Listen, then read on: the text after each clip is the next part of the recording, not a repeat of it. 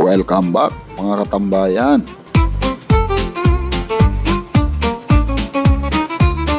Siyempre, dito sa tambayan ng mga mahihilig kumain. Kaya ito nga mga katambayan ay naisipan kong turuan kayo ng napakadali na ice cream recipe. Ayan. So, itong recipe na to mga katambayan ay pwede nyo tong gamitin sa kahit anong flavor. Ayan. So, ang gagawin natin mga katambayan ay isang ubi ice cream. Ayan. Naglagay ako dyan mga katambayan ng 4 na milk cream. Yung nasa lata mga katambayan.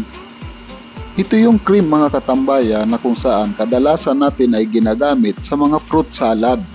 So, dito mga katambayan, bago natin siya gamitin, kailangan natin siyang ilagay sa freezer at least 20 minutes mga katambayan bago natin siya ipapaikot. So ang purpose natin dito mga katambayan, kaya natin siya nilagay sa freezer para mas madaling umalsa yung ating cream. Ayan. So naglagay ako dyan mga katambayan ng 1.5 tablespoon na ubi powder. Ayan. Then naglagay ako ng konting tubig para tumingkad yung kulay mga katambayan. So ayan mga katambayan, naglagay din ako dyan ng 1/4 teaspoon ng salt para mabalance yung lasa ng tamis. Yan, iikot lang ito mga katambayan. So, after umangat nung cream mga katambayan, dyan pa lang ako naglagay ng condensed milk. Ayan. So naglagay nga pala ako dyan mga katambayan ng 1.5 lata ng condensed milk. So ayan, para yan doon mga katambayan sa 4 na cream. Ayan, 4 na lata yung ginamit natin mga katambayan. At doon naman sa brand mga katambayan na ginamit ko ay depende na kung anong available meron dyan sa inyo. So hindi naman siguro magkakaiba or magkakalayo ang lasa niyan. Kasi depende naman yan sa brand mga katambayan.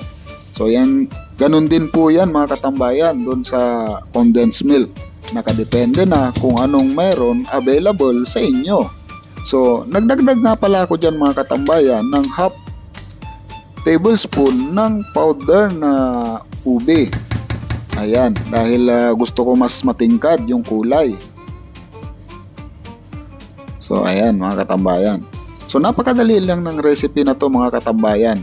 Tulad nga ng sinabi ko, pwede nyo tong gamitin sa kahit anong flavor na gusto nyo mga katambayan. I-add nyo lang dyan yung flavor na gusto nyo.